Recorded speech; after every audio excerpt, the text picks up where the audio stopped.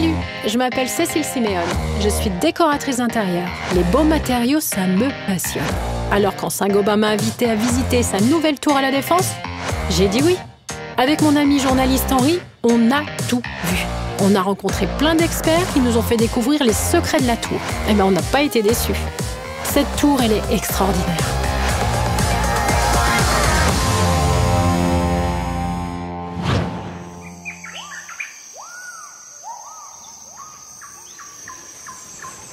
J'avance dans la jungle profonde.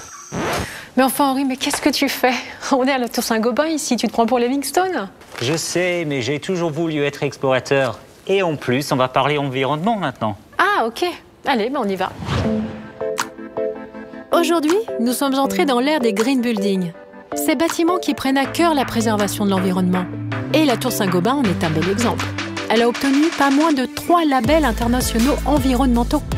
Tous au niveau exceptionnel. Difficile de faire mieux. Mais comment ont-ils fait?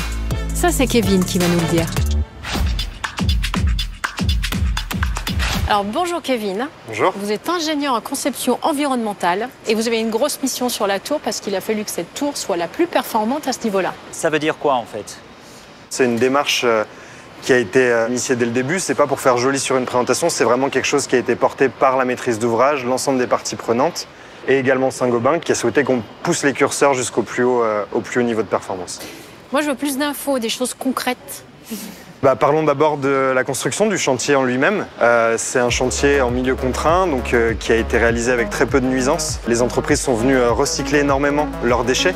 On a 83% des déchets qui ont été valorisés et recyclés, ce qui équivaut à peu près à 8000 tonnes de matière recyclée. Ça s'arrête pas là, j'imagine. Non, la tour est très performante au niveau énergétique. On a des réductions de plus de 40% des consommations énergétiques par rapport à un bâtiment standard. Finalement, ça se traduit aussi en évitement d'émissions de CO2 dans l'atmosphère.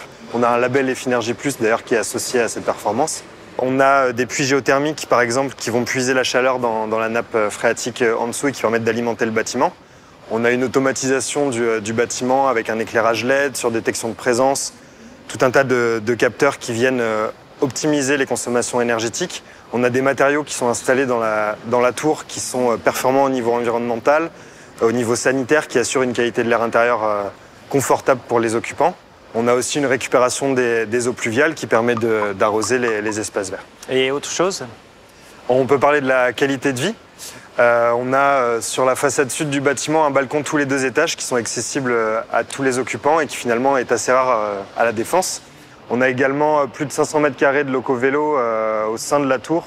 C'est quelque chose qui est très généreux, on va au-delà de la réglementation et de ce qu'elle demande.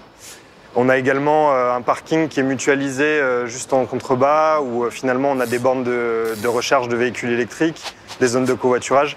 Tout ça permet de participer à la qualité de vie et à la qualité de confort pour les occupants. Vous avez pensé à tout, en fait. On a essayé en tout cas et on a essayé de faire du mieux qu'on pouvait pour pousser tous les critères au maximum. Merci beaucoup, Kevin. Merci Kevin. Et oui, comme l'a dit Kevin, la tour extraordinaire est faite avec des matériaux qui ont un excellent bilan environnemental. Notamment la laine de verre, que vous connaissez certainement. Eric va nous en dire un peu plus.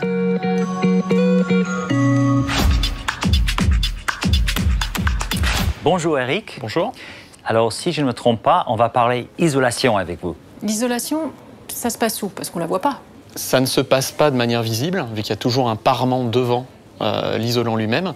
Donc la laine de verre est à la fois cachée dans les murs, dans les plafonds, dans les cloisons, mais également, on y pense rarement, dans les canalisations et dans les gaines de ventilation qui transportent l'air neuf. De l'air neuf? Oui, vous voyez ici, en fait, l'air qu'on respire est renouvelé toute la journée. Donc pour avoir un air constant et un vrai confort thermique, on va isoler le contour de ces gaines de ventilation. Et c'est un peu la même chose également pour les canalisations. L'eau des robinets? Tout à fait, l'eau du robinet. Dans une tour comme ici, il y a plus de 10 km de tuyauterie. Donc pour éviter d'avoir une eau chaude à un endroit du bâtiment et une eau froide à un autre endroit, on va de la même manière isoler l'extérieur des gaines. Ça nous permet d'économiser 85% de déperdition thermique. Et j'insiste sur ce chiffre parce que les déperditions thermiques, c'est vraiment l'ennemi de l'isolation. À ce point-là? À ce point-là.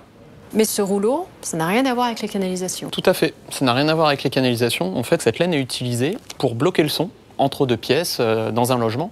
Mais également ici, dans la tour, on en a mis un peu partout pour séparer les bureaux. Mais alors là, je suis un peu perdu parce que ça n'a rien à voir avec l'environnement, là. Bien au contraire, ça a parfaitement à voir avec l'environnement. En fait, la laine de verre est fabriquée à base de sable, de calcin. Donc le calcin, c'est des bouteilles récupérées, du vitrage. Ce verre recyclé rentre à plus de 40% dans la composition du produit.